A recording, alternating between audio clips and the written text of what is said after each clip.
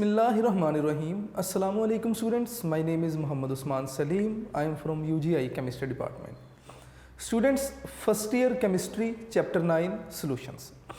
हमने colligative properties complete की last lecture में और आज हम स्टार्ट कर रहे हैं जी energetics of solution. Energetics of solution क्या है? कहते हैं जी कि energy involve during the formation of a solution is called energetics of solution. मैं इसकी सबसे पहले डेफिनेशन लिखूंगा और उसके बाद हम इसकी एक्सप्लेनेशन की तरफ जाएंगे। Energy changes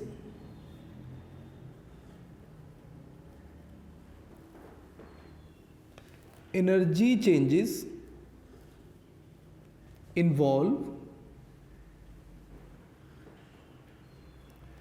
during the formation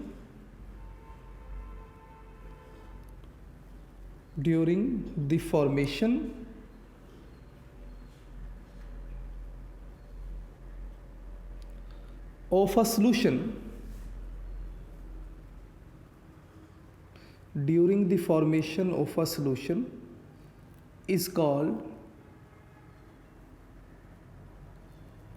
energetics of a solution.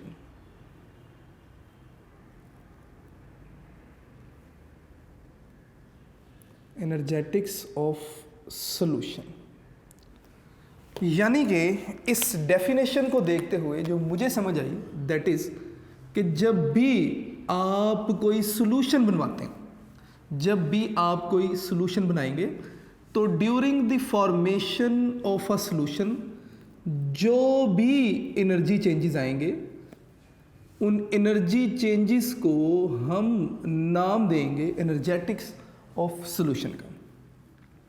अब स्टूडेंट्स, एनर्जी चेंजेस क्या आ सकते हैं, इसे समझने के लिए ना थोड़ी सी एक्सप्लेनेशन है। सबसे पहले आप इस एक्सप्लेनेशन को देखिएगा, नेक्स्ट हम लिख लेते हैं जी एक्सप्लेनेशन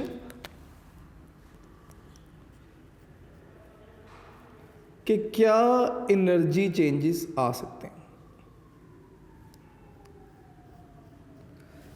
स्टूडेंट्स, लेट्स सपोज मेरे पास कोई से दो पार्टिकल्स हैं। मैं इन पार्टिकल्स को ना इस तरह शो कर देता हूं कि लेट्स सपोज मेरे पास कोई पार्टिकल ए है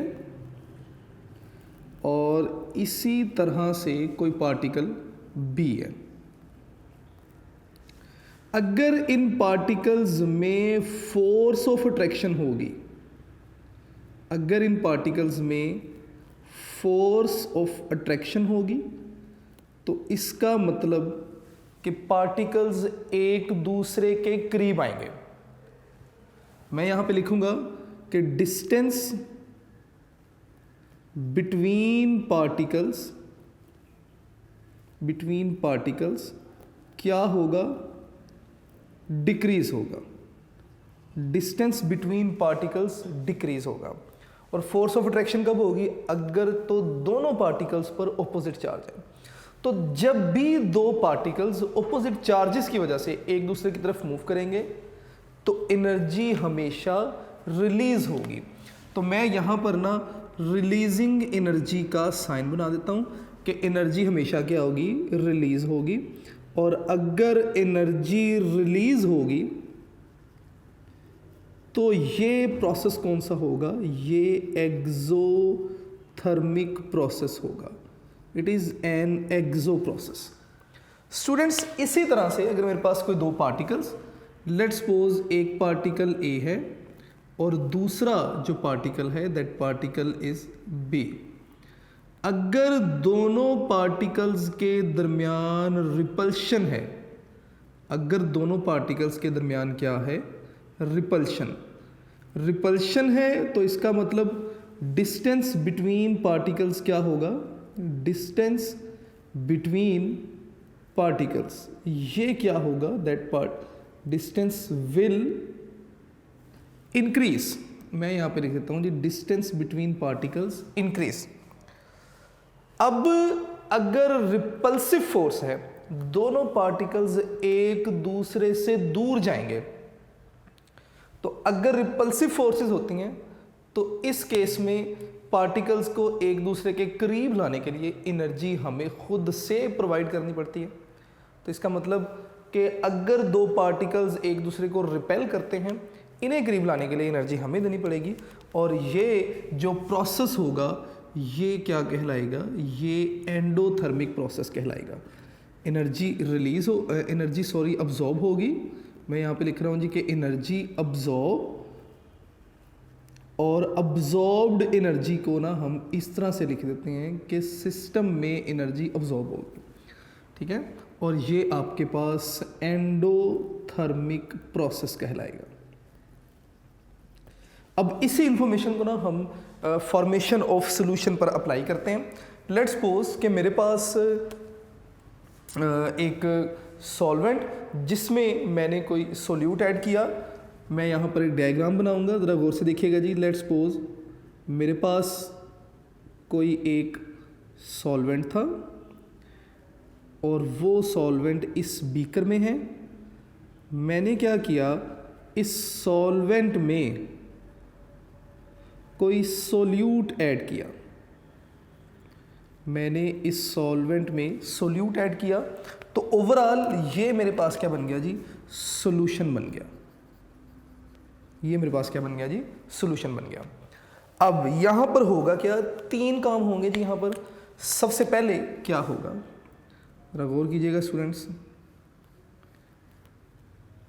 मैंने कहा जी कि मेरे पास एक सॉल्वेंट जिसमें मैंने कोई सोल्यूट ऐड किया, सॉल्यूशन बना।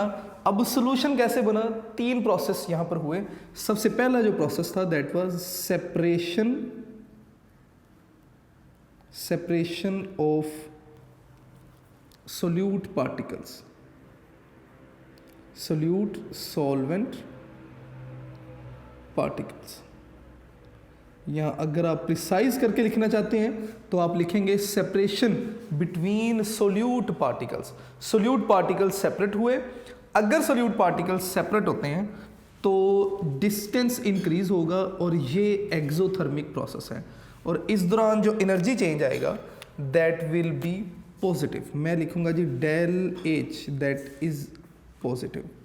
स्टूडेंट्स दूसरा प्रोसेस यहाँ पर क्या होगा, दूसरा प्रोसेस ये होगा कि distance between solvent particles increase. Solvent particles solute particles को वेलकम करेंगे, वेलकम करने के लिए उनके लिए जगह बनाएंगे। सॉल्वेंट पार्टिकल्स के दरमियान डिस्टेंस क्या होगा, इंक्रीज होगा, और अगर डिस्टेंस इंक्रीज होगा तो ये भी क्या है, एक एंडोथर्मिक प्रोसेस है। तो इस केस में भी हम क्या लिखेंगे, हम लिखेंगे जी डेल एच क्या होगा जी, पॉजिटिव होगा। और थर्ड जो प्रोसेस यहाँ पर हो रहा होगा दैट प्रोसेस विल बी के सोल्यूट सॉल्वेंट अट्रैक्शन। मैं यहाँ पे लिख रहा हूँ जी सोल्यूट सॉल्वेंट अट्रैक्शन होगी, कि सोल्यूट सॉल्वेंट पार्टिकल्स एक दूसरे को अट्रैक्ट करेंगे। और अट्रैक्शन के लिए मैंने कहा था जी ये एक्सोथर्मिक प्रोसेस है, तो इसका मतलब इस केस में डेल एच हमारे पास क्या होगा, नेगेटिव होगा।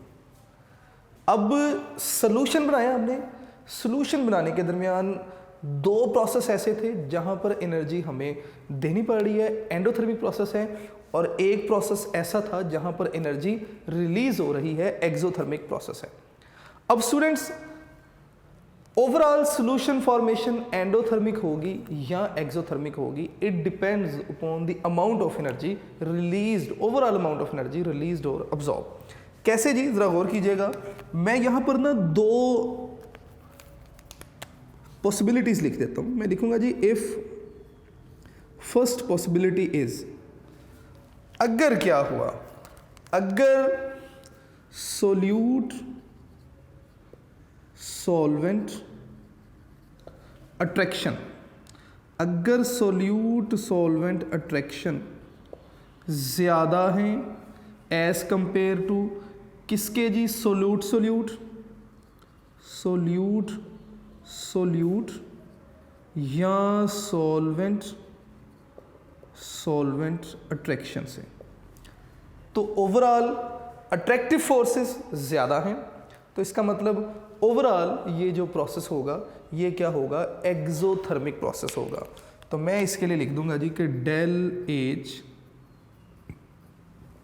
नेगेटिव। ओवरऑल ये एक्सोथर्मिक प्रोसेस होगा। और इसी तरह अगर सोल्यूट सॉल्वेंट अट्रैक्शंस, गौर करेंगे जरा स्टूडेंट्स, अगर सोल्यूट सॉल्वेंट अट्रैक्शंस अगर ये क्या होंगी, लेजर होंगी as compare to solute attractions या सॉल्वेंट पार्टिकल्स अट्रैक्शन, तो फिर ये जो सॉल्यूशन आपके पास बनेगा, अट्रैक्टिव फोर्सेस कम हैं और सॉल्वेंट के दरमियान फोर्सेस ज़्यादा हैं। इन फोर्सेस को ब्रेक करने के लिए हमें ज़्यादा एनर्जी देनी पड़ेगी। तो इट मीन्स कि ओवरऑल जो प्रोसेस है ये एंडोथर्मिक होगा। तो मैं इसके लिए डेल एच लिखूंगा, दैट विल बी पॉजिटिव। तो स्टूडेंट्स ओवरऑल मैंने अभी तक ये बताने की कोशिश की कि जब भी हम कोई सोल्यूशन बनाते हैं तो सोल्यूशन की फॉर्मेशन के दौरान जो एनर्जी चेंजेस आएंगे that are called energetics of solution. Energy changes क्यों आएंगे, मैंने इस एक्सप्लेनेशन में उन एनर्जी चेंजेस को डिस्कस करने की कोशिश की। स्टूडेंट्स नेक्स्ट हमारे पास डेफिनेशन आती है heat of solution. Heat of solution क्या है, वो कहते हैं जी कि it is the amount of energy released और absorbed when a substance form a solution. Heat of solution है जी। नेक्स्ट डेफिनेशन हमारे पास हीट ऑफ सॉल्यूशन जी। हीट ऑफ सॉल्यूशन क्या है, कहते हैं जी कि amount of energy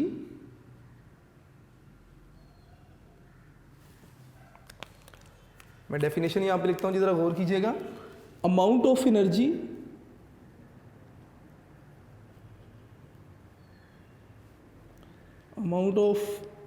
energy released or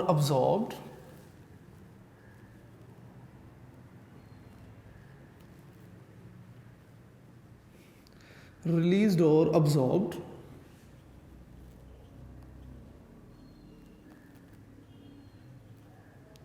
when a substance form a solution जी। when a substance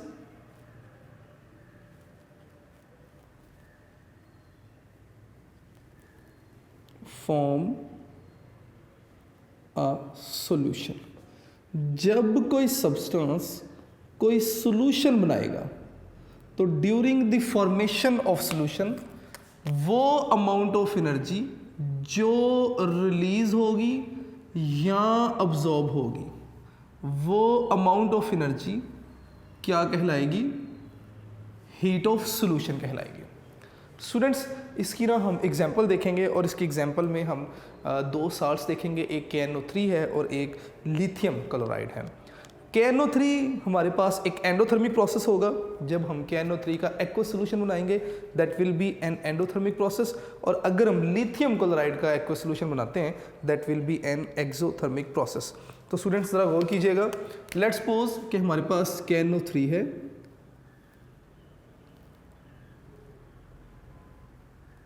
KNO3 जो कि सॉलिड स्टेट में है। हमने क्या किया, KNO3 को डिज़ोल्व करवाया वाटर में डिज़ोल्व करवाया। अब हमारे पास जो KNO3 बना दैट इज़ एक्वस। तो ये एक्वस KNO3 बनने के दौरान जो एनर्जी रिलीज हुई दैट इज़ डेल एच, और ये कितनी है प्लस 35.7 किलो जूल। तो it is the heat of solution for the formation of KNO3। और इसी तरह लिथियम क्लोराइड के लिए भी हम देख लेंगे एग्जांपल। लिथियम क्लोराइड जो कि लेट्स सपोज सॉलिड स्टेट में है, अगर आप इसे डिज़ोल्व करवाते हैं जी वाटर में तो आपके पास लिथियम क्लोराइड बनेगा और लिथियम क्लोराइड बनेगा जी एक्वस फॉर्म में। इस दौरान जो एनर्जी रिलीज हुई, sorry that is kilo joule per mole, और इसी तरह जो एनर्जी रिलीज हुई दैट इज़ डेल एच, ये कितनी होगी -35 किलो जूल पर मोल। तो अगर आप देखेंगे तो कुछ सॉल्यूशंस हमारे पास ऐसे हैं जिनकी फॉर्मेशन के दौरान एनर्जी हमें देनी पड़ती है, और कुछ सॉल्यूशंस ऐसे हैं जिनकी फॉर्मेशन के दौरान एनर्जी रिलीज हो रही है। यानी कि इसकी हीट ऑफ सॉल्यूशन जो है वो एंडोथर्मिक और इसके लिए एक्सोथर्मिक। ये सॉल्यूशन अगर आप बनाएंगे तो जो बर्तन है, जिस बर्तन में अगर आप ये सॉल्यूशन बना रहे हैं तो वो बर्तन ठंडा हो जाएगा, क्योंकि बर्तन की एनर्जी को इस्तेमाल कर लिया गया for the formation of solution. ये अगर आप सॉल्यूशन बनाते हैं एक्वस सॉल्यूशन, तो इस केस में जो बर्तन जिसमें आप ये सॉल्यूशन बना रहे हैं उस बर्तन जो है ना उसका टेम्परेचर थोड़ा सा इंक्रीज हो जाएगा, क्योंकि एनर्जी रिलीज हुई। That was the heat of solution. अब स्टूडेंट्स नेक्स्ट हमारे पास जो डेफिनेशन आती है that is enthalpy of solution. Enthalpy of solution क्या है? वो कहते हैं जी कि अमाउंट ऑफ हीट या heat changes when 1 mole of a substance is dissolved in specific amount of solvent या specific mole of solvent to form a solution at a given temperature. Next हमारे पास डेफिनेशन आती है जी enthalpy of a solution.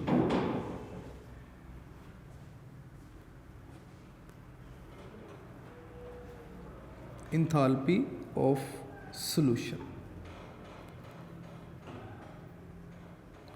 Students enthalpy of solution क्या है? वो कहते हैं जी कि heat changes when 1 mole of a substance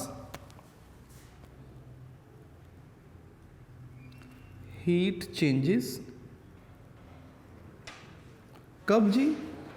when 1 mole of a substance 1 mole of a substance is dissolved in specified number of mole of a solvent to form a solution, a dilute solution at a certain या specific temperature is called enthalpy of solution. इसे ना आप enthalpy of solution का नाम देंगे। इसकी example हम देखते हैं। स्टूडेंट्स लेट्स सपोज कि हमारे पास ना NaCl है और हम इसका एक्वस सॉल्यूशन बनाने जा रहे हैं, ठीक है। लेट्स सपोज मेरे पास 1 मोल है NaCl का और मैंने इसे डिसॉल्व किया 10 mole of water, 10 mole of water. अब ये जो मेरे पास सॉल्यूशन बनेगा that will B an aqueous solution. किसका? NaCl का, जिसमें 10 वाटर मॉलिक्यूल मौजूद होंगे। मैंने यहाँ पे एक्वस सॉल्यूशन लिख दिया। इस दौरान जो एनर्जी चेंज आएगा that is del H equal to 2.008 kilo joule, that is 2.008 kilo joule. Students इसी तरह अब मैं NaCl ले रहा हूँ जी। NaCl मैंने इसे डिसॉल्व करवाया असेस अमाउंट ऑफ वाटर में। मैं यहाँ पे लिख रहा हूँ जी कि असेस H2O। अब ये NaCl डिसॉल्व हुआ, आयनाइज हुआ, अपने आयंस में कन्वर्ट हुआ, एक्वस Cl एक्वस। और अब जो एनर्जी चेंज आएगा that is del H equal होगा 4.98 किलो जूल पर मोल। ये जो एनर्जी चेंज आया 1 मोल सब्सटेंस का आपने specified number of mole of solvent में डाइल्यूट सॉल्यूशन बनाया, तो ये जो हीट चेंज आया इस दौरान, इसे आप नाम देंगे हीट ऑफ सॉल्यूशन का। मैथमेटिकली हम लिखेंगे जी कि हीट ऑफ सॉल्यूशन,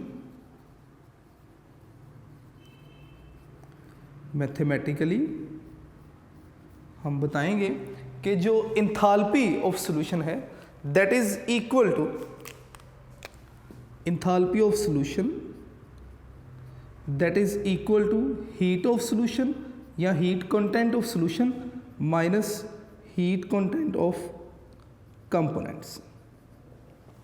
यहाँ पे H क्या है, H को मैं इस तरह से लिखूंगा जी कि H यहाँ पे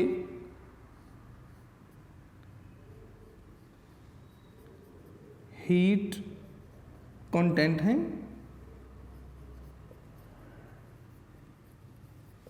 H यहाँ पर क्या है जी, हीट कंटेंट है, और इसे आप इंथाल्पी भी कह सकते हैं, आल्सो कॉल्ड इंथाल्पी। अब मैं कहना क्या चाह रहा हूँ, मैं कहना ये चाह रहा हूँ कि सॉल्यूशन बनने से पहले जो कंपोनेंट्स के टोटल हीट कंटेंट थे that is H of component यानी कि एंथैल्पी ऑफ कंपोनेंट, सॉल्यूशन बनने के बाद जो सॉल्यूशन के टोटल हीट कंटेंट हैं उन्हें मैंने HSOL लिखा यानी कि एंथैल्पी ऑफ सॉल्यूशन।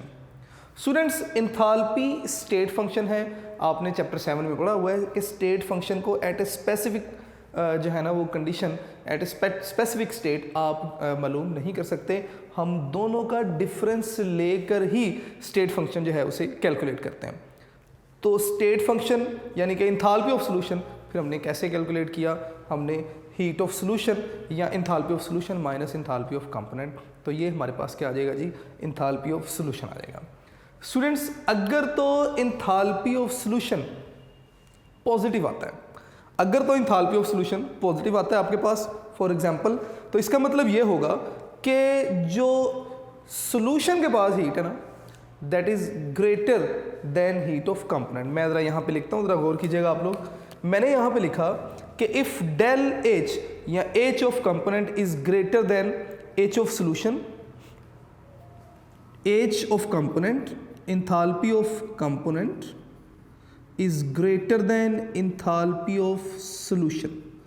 अगर enthalpy of component enthalpy of solution से ज़्यादा होगा तो इसका मतलब ये हुआ कि components के पास यानी कि solute या solvent अट्रैक्शन ज़्यादा थी, उनके पास एनर्जी ज़्यादा थी। जब आपने सॉल्यूशन बनाया तो सॉल्यूशन बना तो सॉल्यूशन के पास जो टोटल हीट कंटेंट है वो कंपोनेंट के मुकाबले में कंपैरेटिवली कम है। तो इसका मतलब कि कंपोनेंट के पास हीट कंटेंट ज़्यादा थे, सॉल्यूशन के पास कम थे। जब सॉल्यूशन बना तो जो एक्स्ट्रा हीट कंटेंट थे, जो एक्स्ट्रा अमाउंट ऑफ एनर्जी थी, वो क्या हुई, रिलीज हुई। तो इसका मतलब ये क्या होगा, ये फिर एक्सोथर्मिक होगा। डेल H जो आपके पास जो एंथैल्पी ऑफ सॉल्यूशन होगा दैट विल बी एक्सोथर्मिक। मैं यहाँ पे लिख देता हूँ कि डेल H आपके पास क्या होगा, नेगेटिव होगा यानी कि एक्सोथर्मिक होगा। ये छोटी छोटी बातें हैं जो आपको पता होनी चाहिए। डेफिनेशन है जी एनर्जेटिक ऑफ सॉल्यूशन की, उसके बाद हम हीट ऑफ सॉल्यूशन की डेफिनेशन, अब एंथैल्पी ऑफ सॉल्यूशन की डेफिनेशन को हम डिस्कस कर रहे हैं। एंथैल्पी ऑफ सॉल्यूशन मैंने आपको बताया कि जब आप 1 मोल सब्सटेंस को specified number of mole of solvent में डिसॉल्व करवाते हैं एट स्पेसिफिक टेम्परेचर, तो जो एनर्जी चेंजेस आते हैं, जो हीट चेंजेस आते हैं, इन्हें आप एंथैल्पी ऑफ सॉल्यूशन कहते हैं। Enthalpy of solution is a state function, और स्टेट फंक्शन हमने चैप्टर 7 में पढ़ा हुआ है कि स्पेसिफिक स्टेट पे आप कैलकुलेट नहीं करते, हम 2 इनिशियल और फाइनल स्टेट्स का डिफरेंस लेकर ही कैलकुलेट करते हैं। यहाँ पर हम state function enthalpy of solution कैसे कैलकुलेट कर रहे हैं, एंथैल्पी ऑफ कंपोनेंट और एंथैल्पी ऑफ सॉल्यूशन के डिफरेंस से। मैंने कहा जी कि अगर एंथैल्पी ऑफ कंपोनेंट ज़्यादा यानी कि कंपोनेंट्स के पास हीट ज़्यादा थी, सॉल्यूशन बना, हीट कम हो गई, तो एक्स्ट्रा अमाउंट ऑफ हीट क्या हो गई, रिलीज हो गई। तो इसका मतलब डेल H सॉल्यूशन आपके पास जो है ये क्या होगा, इस केस में नेगेटिव होगा यानी कि एक्सोथर्मिक। और स्टूडेंट्स इसी तरह अगर एंथैल्पी ऑफ कंपोनेंट ये क्या होगी, स्मॉलर होगी as compare to enthalpy of solution. तो इसका मतलब ये हुआ कि कंपोनेंट्स के पास एनर्जी कम थी, सॉल्यूशन बना, सॉल्यूशन के पास एनर्जी क्या है, ज़्यादा है। कंपोनेंट्स के पास एनर्जी कम, सॉल्यूशन के पास एनर्जी ज़्यादा। तो इसका मतलब एनर्जी कहाँ से आई, एनर्जी हमने सॉल्यूशन बनाने के लिए प्रोवाइड की जो कि सॉल्यूशन में मौजूद है। तो इसका मतलब कि एनर्जी हमने खुद से प्रोवाइड की, तो ये एक एंडोथर्मिक प्रोसेस होगा। तो इस केस में आप बताएंगे कि डेल एच ऑफ सॉल्यूशन आपके पास क्या होगा, पॉजिटिव होगा, और ये एक एंडोथर्मिक प्रोसेस होगा। बहुत ही सिंपल बातें मैंने अभी तक आपके साथ डिस्कस की। मैंने आपसे कहा कि एनर्जेटिक ऑफ सॉल्यूशन, इसी तरह heat of solution, enthalpy of solution. Enthalpy of solution की डेफिनेशन और एग्जाम्पल को हमने डिस्कस किया। एंथैल्पी ऑफ सॉल्यूशन पॉजिटिव कब होगी, यानी कि एंडोथर्मिक कब होगी, और एक्सोथर्मिक कब होगी, हमने इन चीज़ों को डिस्कस किया। स्टूडेंट्स, नेक्स्ट हमारे पास जो डेफिनेशन आती है that is hydration energy of ions. Next हम हाइड्रेशन एनर्जी ऑफ आयंस को डिस्कस करेंगे।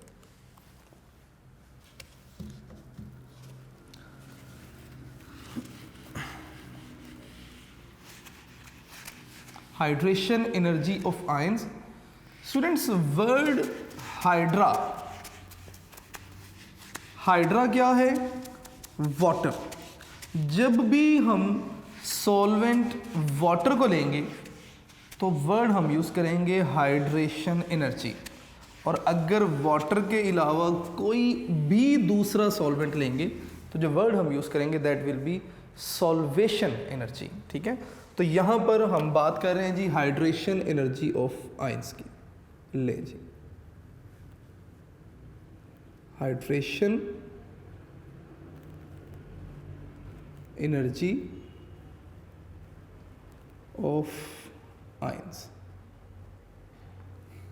सबसे पहले तो हाइड्रेशन एनर्जी है क्या, आपको डेफिनेशन पता होनी चाहिए। वो कहते हैं जी कि amount of energy released when 1 mole of ion जो है वो क्या करते हैं, सराउंडेड बाय हाइड्रा यानी कि वाटर मॉलिक्यूल। मैं यहाँ पे लिखूंगा कि amount of energy release, amount of energy